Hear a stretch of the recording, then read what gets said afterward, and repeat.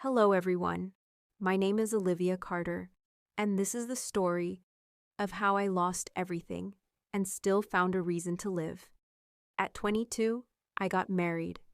In my family, a daughter never says no. From childhood, we are taught that a good girl listens and obeys. So when my father looked at me and said, "It's time for your marriage," I smiled. Even though my heart felt heavy, I said softly, "If this makes you happy, I will say yes." That night, I cried quietly, so no one could hear me. After that, everything moved very fast. Relatives started coming. Dates were fixed. Preparations began.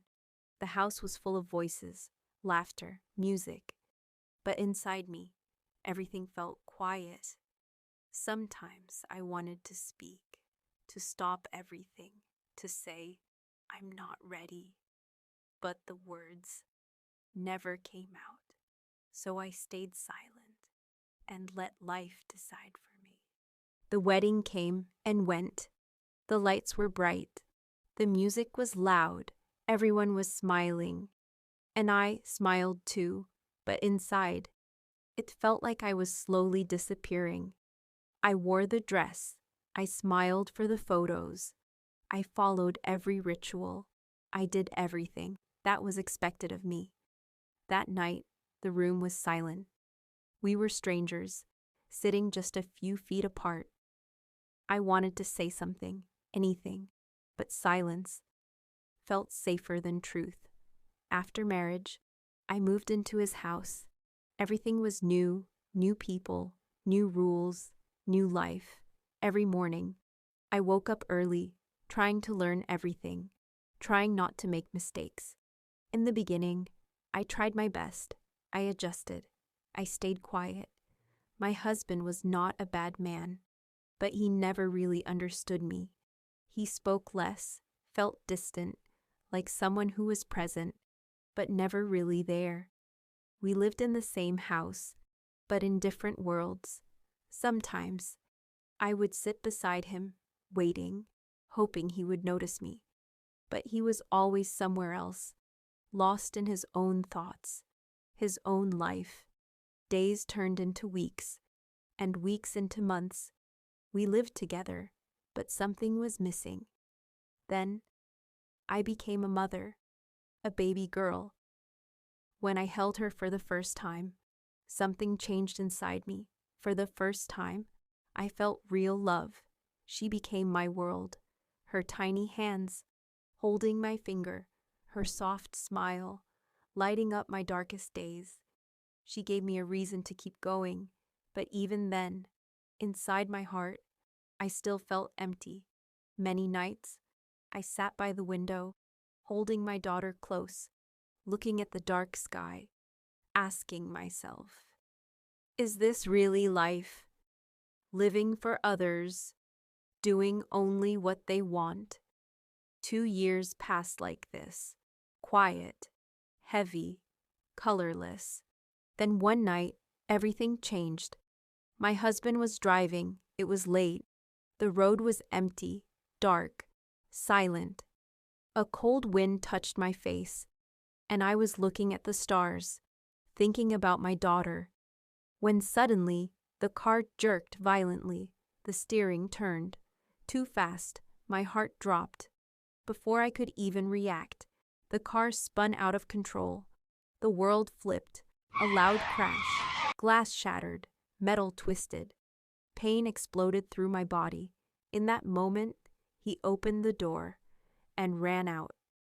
I'm glad he survived, but I was trapped inside. I tried to move, but my body wouldn't listen. People came running. They pulled me out quickly, but they didn't understand how badly I was hurt. As they dragged me, my spine was damaged even more.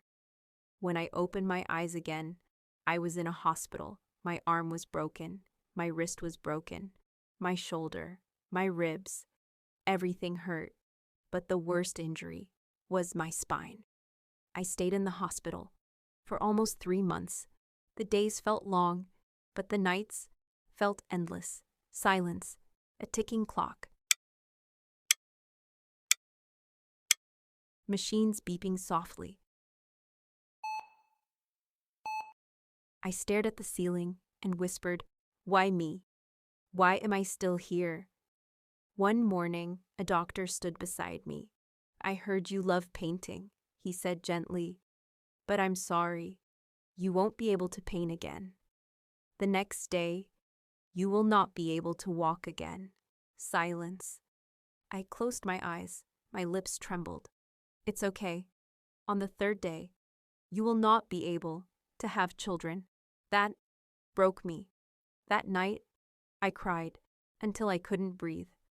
I thought, if I can't walk, can't create, can't be a mother, then why am I alive? But deep inside, a quiet voice said, "Don't stop." One evening, I called my brothers. "I know my hands aren't steady, but I can't look at these walls anymore. Please, bring me colors, bring me a canvas." The next day, they came. I picked up the brush. My hand was shaking. It felt heavy. But when I touched color and made the first stroke, something inside me woke up. Stroke by stroke, I painted. The lines weren't perfect, but they were mine. People stopped to look. So beautiful, so full of life. They saw colors, but not the tears in my eyes, not the pain behind every line. That day, I didn't just paint. I came back to life.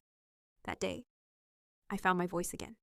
Without speaking, I told my story, and I made a promise. From now on, I will live for myself. My first fear was divorce. So, I let him go. "I wish you happiness," and I meant it.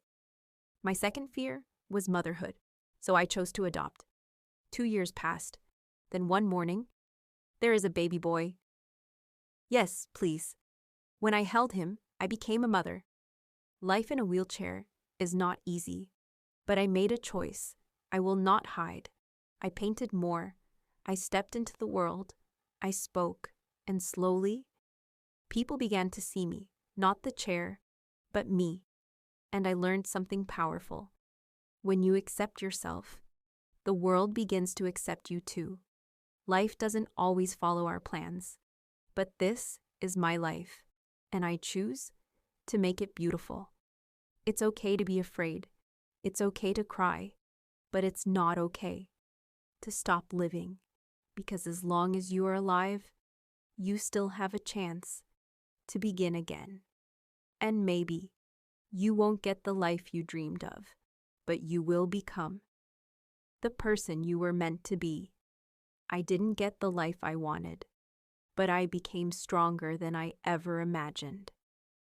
If you enjoyed this story and it touched your heart even a little, please don't forget to like, share, and subscribe for more such stories.